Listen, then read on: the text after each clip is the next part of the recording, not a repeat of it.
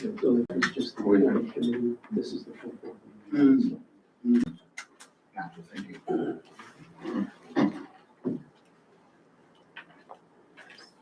Are we live? Yes. Okay, all right. Well, I'd like to call our March meeting to order. Welcome everyone that's here today and the public that are attending. I begin by thanking Laura Zelga for her service. Her term has expired, and the county executive has appointed Jasmine Higgins, who is here today. I'd like Jasmine to be able to say hello and make any comments you'd like at the beginning of this meeting. It's a friendly group. It seems that way.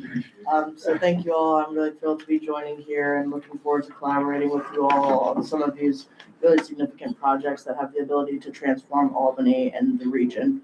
I'm Jasmine Higgins. I'm born and raised in Albany, went to the public schools, Siena, and then Marist.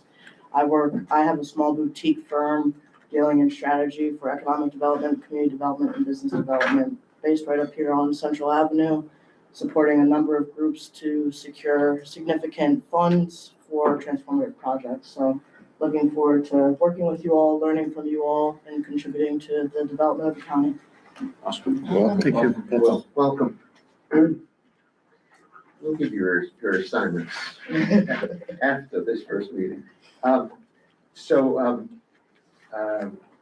Rich called the roll before, so I won't do that today.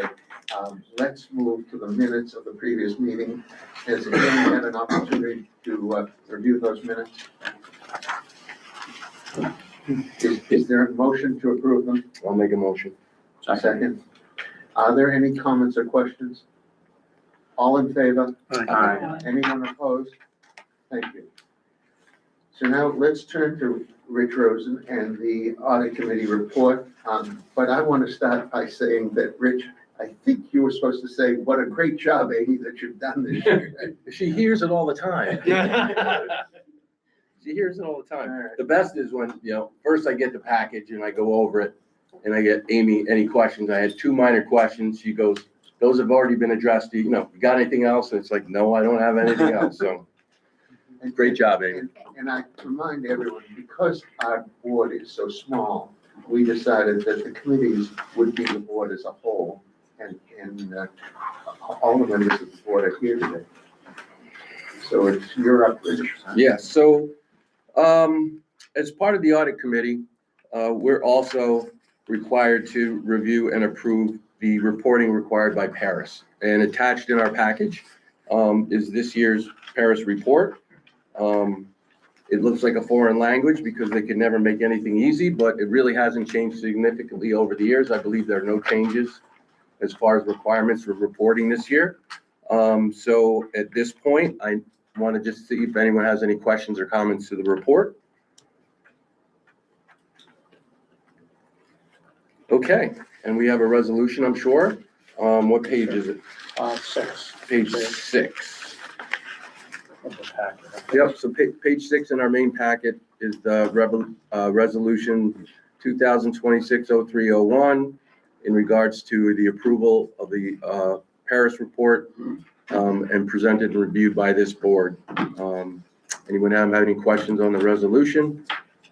And if not, can I get a motion to approve? So moved. Second? Second. Thank you. All in favor? Aye.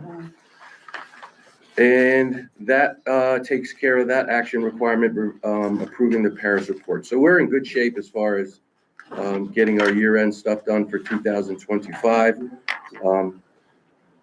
And now everything gets dumped back onto Amy. So Amy, the CFO report. Good morning, everyone. I know on the agenda it says February 2026 financials, but due to being in the middle of an audit, included in your packet are actually the January 2026. So I will start on page 62 with the balance sheet. Some numbers to note. As Bonavia mentioned, our total current assets are 1.28 million. Majority of that is accrued revenue that will be coming into the alliance through AACA reimbursement, ARPA, and hotel occupancy tax. Moving down is total fixed assets of 2.4 million. This has really jumped since last year because of the mentioned projects and process of central warehouse. Some liabilities, accounts payable is 135,000. These are expenses that were paid in February for various operating expenses, audit, legal, and whatnot. So I will move to page 68, which is the budget versus actual for January. Total income was 114,000 for January, about 15,000 less than the budgeted amount. Moving down to legal and professional services, we are over budget 35,000. Again, this is due to professional fees, consulting, audit, and whatnot. Total other business expenses is right in line at 50,000 for the month. And total payroll expenses are under budget by 33,000. Year-to-date actuals were 120,000. Are there any questions on the financials?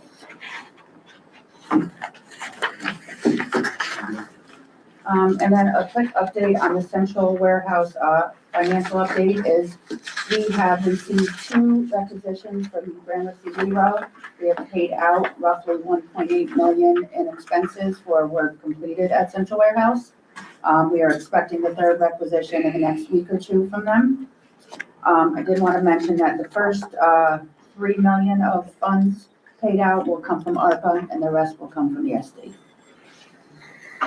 One other item I'd like to mention, as noted, we are moving to M&T Bank from Key Bank, and we do have some liquidity, and I would like to ask if we could put some money into investing into treasury bills. So what's the cycle on the treasury bills? I usually do 3 or 4 months. Okay, Short term. so you can Those are the get best to it if you rates. need it, yeah. Yeah, the rates are at about 3.5, 3.6% down for those terms. Are there any questions about this at all? We are moving to M&T, and the cash should be invested in short-term investments while we hold it to pay our bills.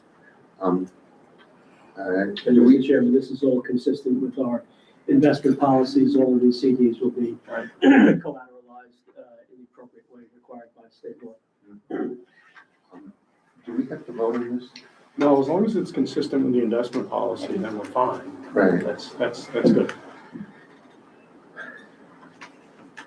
So before we let you go, Amy, are there any things that concern you at this moment in time? No, I do not have any concerns regarding the organization. That is a question I would not ask Kevin. Okay, then we'll move on to the CEO report, and Kevin O'Connor. Great, thank you, Mr. Chairman. Good morning, everybody. Happy spring. I think it's here to stay, but we'll see. So we've got a couple of reports that I'd like to go through. We've got a couple of guests that are going to be joining us. Sarah, is Rich Peterson on yet? He's not yet. Okay. So we'll get to that as we you may just want to shoot him a text at maybe the next 10 minutes or so. So first of all, the first item is that we're transitioning the management of the Albany County Pine Hills Land Authority, the so-called St. Rose Authority. Jasmine Higgins happens to sit on that board, from the Alliance to the county. This is something that is necessitated by the stage of development that the campus is in. The Alliance has staffed the campus since its inception in 24, right? Yes. It was October of 24 it was created. And through that period of time, as you know, the Alliance oversaw the acquisition of the campus from the bankruptcy auction, the strategic plan, a series of initiatives working with the Albany County Pine Hills Land Authority Board and their chairman, Nick Mazza. But it's now come to the point of time that for a couple of particular reasons, which I'll go through, it needs for us to assign our management agreement to the county.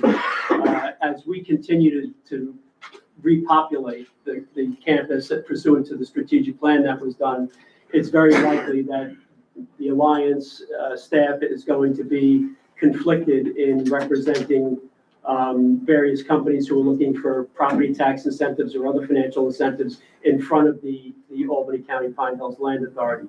So to avoid any conflicts, I think it makes sense for us to move away. But also, we've kind of become an unnecessary middleman in all this. The county pays all the bills there, all the operating expenses, the maintenance, as well as all the debt service there. Thankfully, through the good offices of the county executive, great headway has been made on selling those properties off. As you know, the county bought some of those. The first five buildings, actually, the county bought, and we have a commitment deal with First Columbia to buy the Lally building. I believe that we should be closing on Centennial Hall any day now. So very quickly, kind of surprisingly quickly, we brought down that $40 million in debt down to a substantially low number. There are a couple of other deals in the works also that will bring that down even further, but it really comes to a point where our role here is no longer necessary in supporting the Pine Hills Land Authority. So I will step down as CEO of the Land Authority. Amy will step down as CFO, and we will be replaced by employees from the county who, it just makes much more sense to just do it directly with the county, since they pay all the bills and so on and so forth. So we're asking for the authority to assign that management agreement to the county, and maybe I'll ask Tom to just kind of do an overview of what's in that resolution. It's kind of. Yeah, a lot of it is what Kevin has already stated on the rationale. As I think the board knows, I'm sure they do, we have management, what are called professional service agreements, management agreements, where the Alliance staff serves as the staff for a number of entities, including the IDA, the CRC, and the Pine Hills Authority. There's an agreement with each one of those entities pursuant to which the Alliance staff serves as the staff, basically the workers for all of those entities. And as Kevin said, we presently have one with the Pine Hills Authority. This resolution authorizes the chair, the vice chair, to basically negotiate and execute an assignment of that professional services agreement to the county, and to make any modifications that are necessary as a result of that assignment. So that's what the resolution does, and we can take any questions. Before that, Mike, anything you'd like to add to that? I know that I saw the county executive did an interview with the Business Review, which was online this morning, and kind of laid it out pretty succinctly, but Yeah. anything you'd like to add to that? Yeah, they seemed to pick up when they saw the agenda Yeah, published, yeah. yeah. So, no, I think that first and foremost, a thank you to the Alliance Board, to Kevin, to the staff. Obviously, a municipal entity buying a college was a new adventure. And as we got deeper into this, aside from the economic development aspects that Kevin mentioned, for us, there was a learning curve, and it's pretty obvious from a simplicity perspective that there's a lot of redundancy in the current financial arrangements. And so, given that the county has significant resources already internally related to building maintenance and things of that nature, it seemed logical to simplify this process, eliminate the potential conflicts that Kevin mentioned, and streamline things and make it easier for everybody. So this seems like a logical step to make things go a little smoother. We've had conversations with the legislature. They are fine with the move, and obviously are intimately involved in all conversations related to any of the buildings and things like that, and actions with the Alliance already. So the stars seem pretty well aligned. Mike Lally on our team, for those of you who don't know, he's Director of Operations for the county, will be CEO, and then CFO will be our Director of Management and Budget, who would be Dave Riley. So these are two individuals who manage significant portfolios as it is, and are already very familiar with what Kevin is doing because we're already backing everything up as it is. So that's kind of an internal, just so everybody has an idea of what's happening within the county in terms of the transition. So that's it. Well, I'll make one more comment because Kevin said Jasmine's on that board. I'll be accusing myself. I was gonna say that, you're gonna recuse on both sides. I would, happy to have that statement. Are there comments or questions by any of the members of the board?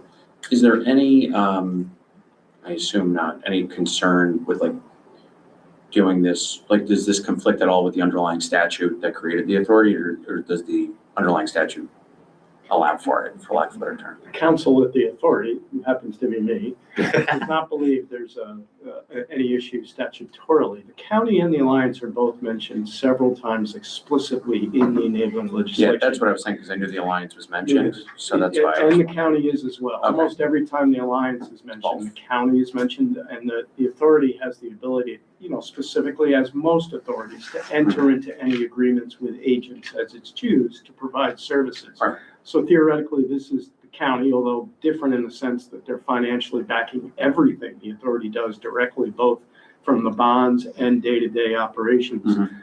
Even putting that aside, the authority certainly has the ability to contract with an entity to provide services, and that Right. ultimately is what is happening here. Perfect, okay. Any other comments or questions? Okay. Here's a resolution. Is there a motion to approve this resolution? So moved. In a second. Any other comments or questions about this? All in favor? Aye, So this is a unanimous vote of the. with one abstention. Who's, thank you, yes. Thank you all very much, but let me just point out, I think an enormous amount of progress has been accomplished from the time that the county executive created this authority. And all of us around this table should be proud of the work that the Alliance staff did, and that the county exec in his vision has enabled St. Rose to make this it's enabled us to make this progress. I think it's amazing that so much of this debt is now can be paid off. Yeah. So people around the table should be pleased with what's going on, and we'll be enthusiastic as the county continues to enhance that campus. And frankly, I think you've been intimately involved. There's no way to do this whole campus, even though this transition's happening without the Alliance being involved. So. Well, this just frees up some time for our staff members to do other things. That's right. So thank you very much for that vote. Continue, Kevin. All right. So the next project on the agenda is the property that we've owned for some time now, 106 South Pearl Street. Many of you may recall it as the McDonald's site at the corner of South Pearl and Madison Avenue. Those of you who are as old as Kevin Catalano and I may recall the gentleman who started that, Leroy Twiggs, who was a very courageous guy who had the McDonald's built and operated for many years. I should add that it's one of only 2 McDonald's with that particular design. It was designed with a maritime theme in mind. I'm told it was made to emulate a tugboat in certain regards, and if you look at it in certain ways, there's a stylized version of it on the wall back there, but you can kind of see the bow of a tugboat. So you know about our attempt to redevelop the site for a grocery store to address the food desert issues in the South End. That didn't work out, and as the county executive talked about at the ribbon cutting for the intercity bus station, it was a good try. It just didn't work out, but, you've got to keep trying things, and sometimes they work, sometimes they don't. That development just did not work, so we regrouped, and through the support of the Albany County Legislature, we bought the building back, and we've now got a project that we've been working on for several months now, which has been identified in Governor Hochul's plan for downtown Albany, the so-called CAP initiative, Champagning Albany's progress, to make this the new inner-city bus terminal for the city of Albany. And by that, I mean, these are the long-haul carriers, the likes of Greyhound, Adirondack Trails, Peter Pan, and so on. The existing bus terminal, many of you may know, is in very poor condition, and is really somewhat of a negative experience for the traveling public. And we think what we can do with this project here is increase the traveling experience in and out of our city and make this a much more pleasing gateway into our community, as we did years back with the redevelopment of the Rensselaer train station, and going even really farther back with the redevelopment of the Albany Municipal Airport, which I recall at the time somebody resisting the redevelopment said, but this is the oldest municipal airport in the country. And somebody else chimed in and said, yeah, and it looks it. So we now have a great gateway into our community for the air traveling public and for the train riding public. And what we're hoping to develop here is a positive experience and a much more improved facility for the bus riding public coming into our community. So with that, let me turn it over to our project manager for the project, Kevin Catalano, and our outside engineer, Steve Wilson, who will discuss where we are in the status of the project.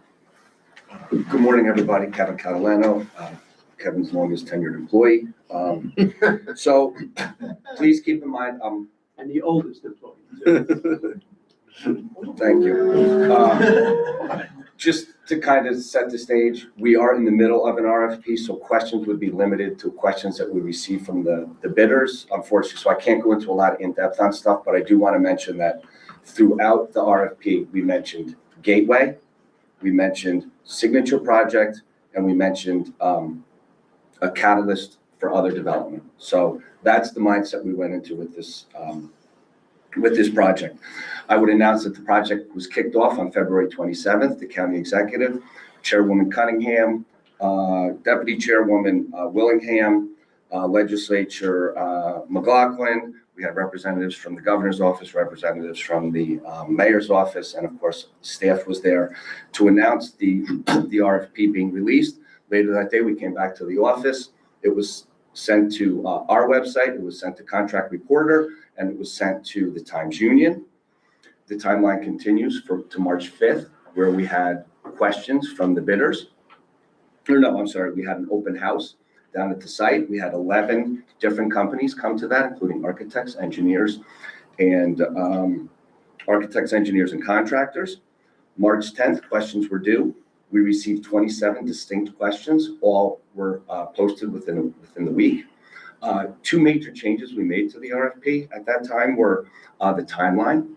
We pushed out based on feedback, we pushed out the RFP due date from March 20th to April 3rd at 4 o'clock.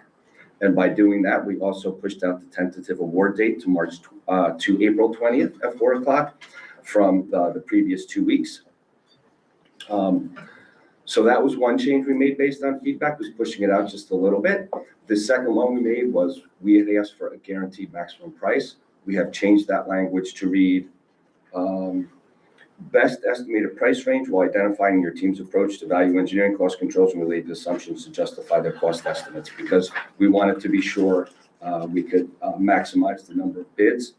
We're working on scheduling public hearings, public comment sessions to get the public input on the design.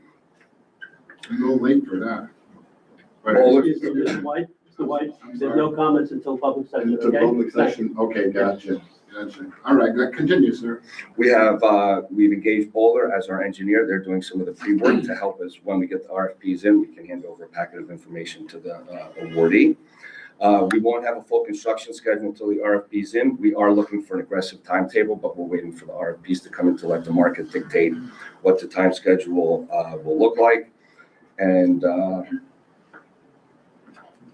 the funding application has been started, and I'm happy to answer any general questions. We are in an open RFP, so I won't be able to say too much. With that said, I'd like to introduce Steve Wilson.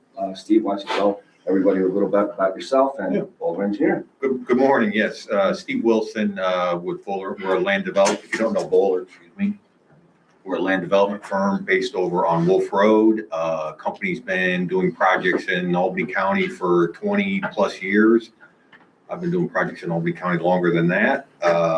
Been involved with Albany City Schools Facilities Project, the Convention Center. So been and worked with most of the towns throughout Albany County over my career. So very happy to be part of this project. As Kevin mentioned, long overdue to replace that bus station. It's a fantastic corner to activate with some kind of activity like this in a gateway corner into the city. So very happy to be part of the team and look forward to helping Kevin and the Alliance kind of see this project get built. So. Thank you, Steve. Thank you.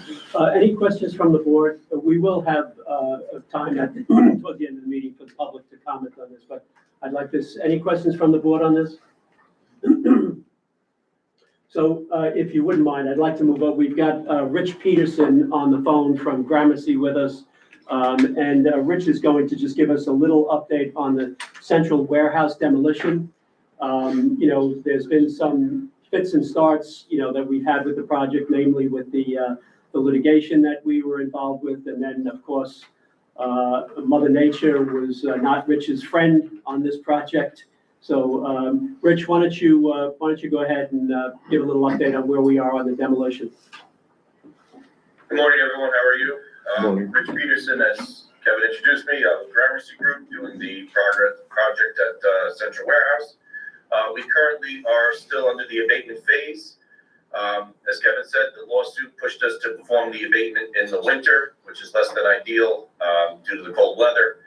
We lost a lot of time and effort draining hoses, prepping hoses at the start and end of every shift so that water wouldn't freeze on us, dealing with the ice in the building. We are, however, finishing up the second floor as we speak. The first floor was one of the largest floors to tackle with the piles of debris that existed, but we are through the first floor. We are nearing the end of the second floor. The third and fourth floor prep work has begun for the abatement crews, which shall be able to jump up and get started on those floors next week.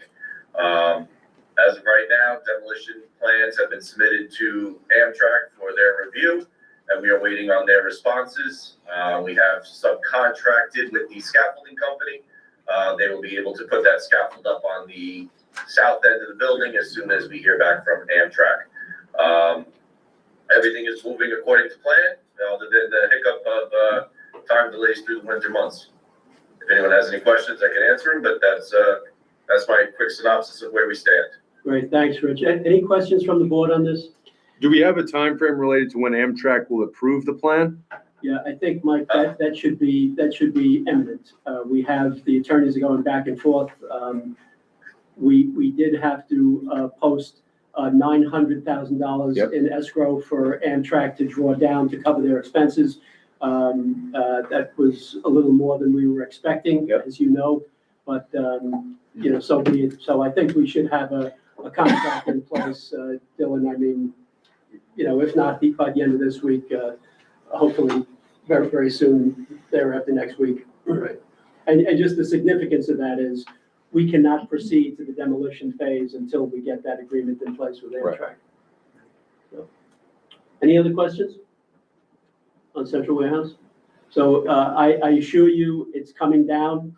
It's, you know, people have suggested to us that we have you know, a demolition party, or we do some filming of this, but unfortunately, this building, as Rich can tell you, is not a very dramatic demolition. It's not an implosion. There's no wrecking ball here. Rich, why don't you just explain I always get, is it munching or nibbling? I forget. Yeah, there's no good technical term. I wish there was. Right now, we have secured a high reach excavator, for the project that we are gonna use to munch the building down with hydraulic, concrete processors, right? And I should, Like Rich, I just wanna, cracker, Rich, like hang on a rocket second. cracker. Let me just enter, this has nothing to do, the munching with the cannabis store next door. Okay, I just wanted- Not yet. Right. But even that part of the project won't happen until we are a safe distance away from Amtrak. So we will be using small machines up on the floors, chopping the debris down with hydraulic hammers, and using the elevator shafts as chutes to get the concrete down to grade. Once we get that wedding cake type appearance away from Amtrak, that's when we'll be able to go at it with the larger equipment. And Rich, when do we, or Dylan, when do we expect to start the road closures in and around the site? That's gonna be later. Road closures, oh, go ahead, Dylan. I was just gonna say that that's probably gonna be beginning of summer. Yeah, that'll be, probably more midsummer. That's gonna be when we start the demolition of the bridge that goes into the property from the Amtrak. We'll have to close the road at that time. We'll also need to then close it when we start doing the wedding caking of the upper floors and the large machine demolition. Right, you know, there's a lot of activity down this site with the reconstruction of the Livingston Avenue Bridge going across the river, you know, same bridge that Amtrak goes on to cross the river. You know, and there's some other work going on. So it's a very busy part of the city, and you know, some of the businesses, as you would expect, are naturally concerned about the road closures and the effects that they may have on their businesses. But I've yeah. lost audio. I'm sorry? We lost audio. Oh, I wasn't able to hear anything. I didn't know if anyone was talking. can you fix that? Can you hear us now, Rich? Okay, we're all set. No, Okay, you're back. any other questions from the board? Does Amtrak have any easements, existing easements onto the property? They do, Rich.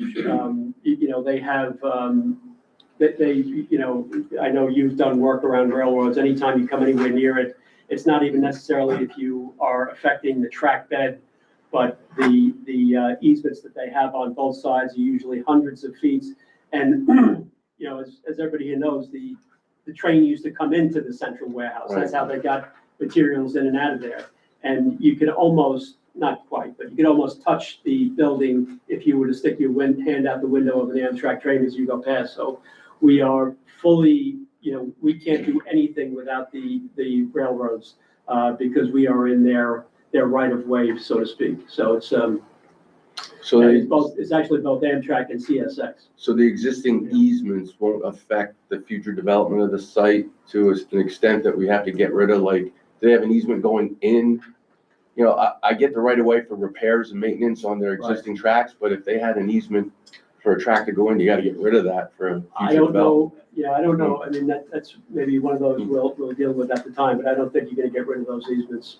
My understanding is that the track that went into the building was privately owned by the company that owned the Oh, whole perfect. storage building. So Okay. basically, like, the railroad owns the main, Mm-hmm. and then any spur off is owned and maintained and has to be inspected. And of course, there was a Yep. system in place at the time for all that.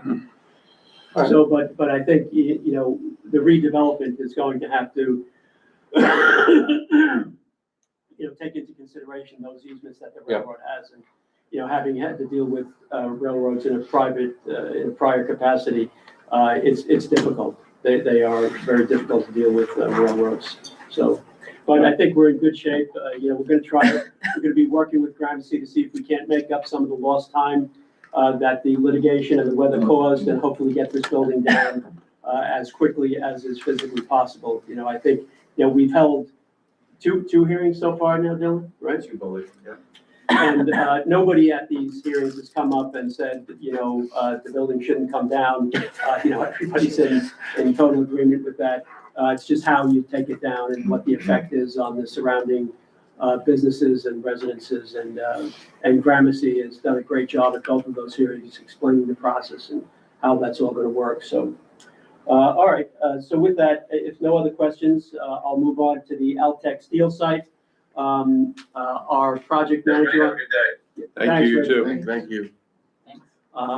Our project manager on that, Clayton Besh, is out of the country right now. So I'd like to have Sandy Mathis, our consultant, who's helping us on shovel-ready sites and who actually identified this site to us in the first instance some, I don't know, 3-4 years ago.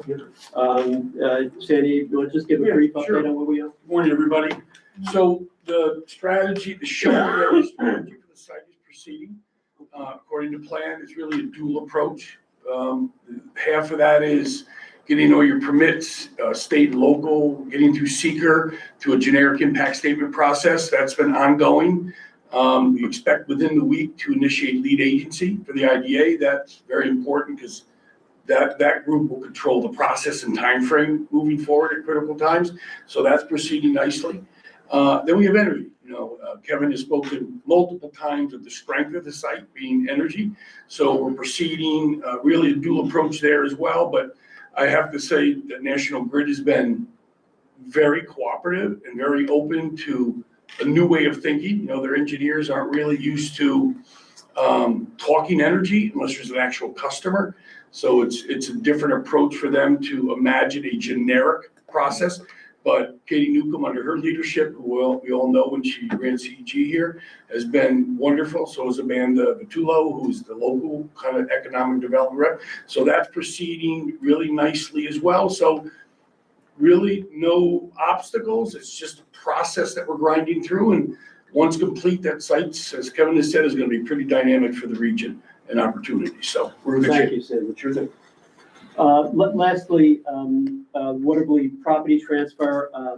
We have our resident expert, Mike McLaughlin, here on property tax foreclosures and transfers. He must have been evil in a past life or something. But Mike has been very helpful on a number of occasions, and the latest one is the transfer of a somewhat strategic piece of property in the city of Waterbury. We've been working with the Waterbury mayor's office, and they would like to see this redeveloped as housing. So we'll probably be moving along and issuing an RFP for the site to redevelop it along those lines. Waterbury is a very interesting place. It is the most densely populated city outside of Manhattan in the entire state. It's very small. I think it's 10 square miles for the whole, or maybe even less than that, because the Waterbury Arsenal takes up so much of their property.